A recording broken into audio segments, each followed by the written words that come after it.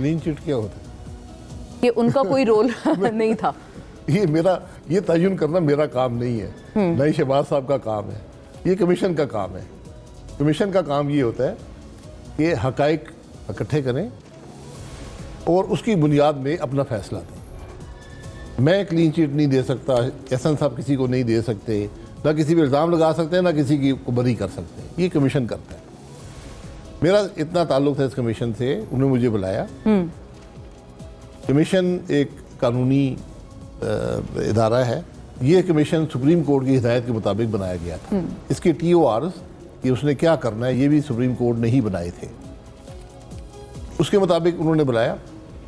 उन्होंने कहा, मैंने सबसे पहले उनको बात बोली, मैं कहा जी जो कुछ हुकूमत ने, वफाकी हुकूमत ने किया है इस दौरान, किया या नहीं किया, एक्ट ऑफ ओमिशन या कमीशन, मैं वज़ीर-ए-आज़म था, मेरी जिम्मेदारी है। आप मुझ पर सवाल कर सकते हैं, ये आपका हक है, ये पाकिस्तान के अवाम का भी हक है। दूसरा मैंने कहा कि आपने जो सवाल करने मुझे लिख के दे दे, मैं लिख के जवाब देता हूँ। तो मैंने लिख के इनको जवाब दे दी। मेरी राय ये है कि ये कमीशन उस रिपोर्ट को पब्लिक कर दे, ये इजाज़त है। कमीशन को ये भी इजाज़त होती है कि प्रोसीडिंग्स भी इन कैमरा करे, इन पब्लिकली लाइव, हाँ, यानी टेलीकास्ट करें उसको। नहीं, टेलीकास्ट नहीं, वो आप मीडिया को इजाज़त दे सकते हैं, क्या देख सके क्या बात हो। आई सी। लेकिन चूंकि हमारा सिर्फ ये था कि उन्होंने लिख के सवाल दिए, लिख के जवाब दे दिए।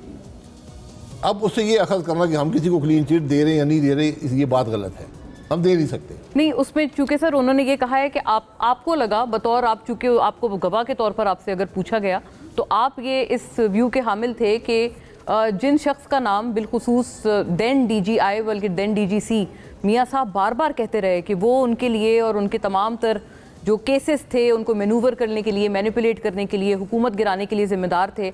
आपका ये व्यू था कि ये जो ख़ास वाक़या था जिसको बहुत आपको पता है PMLN ने अलेज किया कि ये उनकी हुकूमत टॉपल करने के लिए था, उस वाक़े का, इस पूरे मार्च का उस शख्स से कोई ताल्लुक नहीं था। ये हुकूमत टॉपल हो चुकी थी, ये धरना हुआ है तो ये उसके बाद हुआ है, ये 2018 में 17-18 में हुआ है।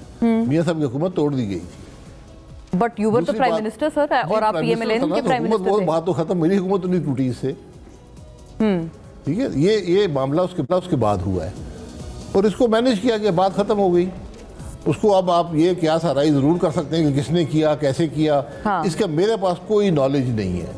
मैंने कोई रिपोर्ट ऐसी नहीं देखी कि जनरल फैज़ हमीद ने या जनरल बाजवा ने या किसी इदारे ने ये धरना करवाया हो, मेरे पास रिपोर्ट नहीं। जो कुछ मेरे नॉलेज में था, जो उन्होंने सवालात देखे उसकी रोशनी में बयान करके उनको दे दिया। और ये भी एक दिलचस्प पहलू है सर कि इसमें आपको उन्होंने एक तरह से किसी तरह का जिम्मेदार नहीं ठहराया, लेकिन हाँ उस वक्त की जो पंजाब की हुकूमत, इंटरेस्टिंगली तब चीफ मिनिस्टर भी मौजूदा प्राइम मिनिस्टर थे शहबाज साहब, और इंटीरियर मिनिस्टर वहाँ के राना सनाउल्लाह साहब थे, उनको इल्ज़ाम दिए और ये कहा है कि कार्रवाई भी होनी चाहिए जिन्होंने गफलत बरती। देखिए, इल्ज़ाम नहीं दे सकते, क्या गफलत बरती है, ये सवाल पूछ लें। गफलत क्या होती है? ये बात बिल्कुल दुरुस्त है कि वोट बैंक बचाने के लिए पंजाब हुकूमत ने उस धरने को रोका नहीं। हाँ।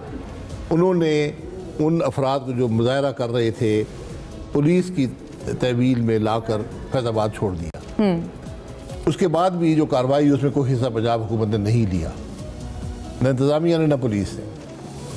उसकी वजह जो मुझे नज़र आती है, मतलब पंजाब हुकूमत ने बिल्कुल इस मामले से अपने आप को अलहदा कर लिया था। वफाक में फैज़ाबाद पंजाब में नहीं आता, वफाक में ही आता है।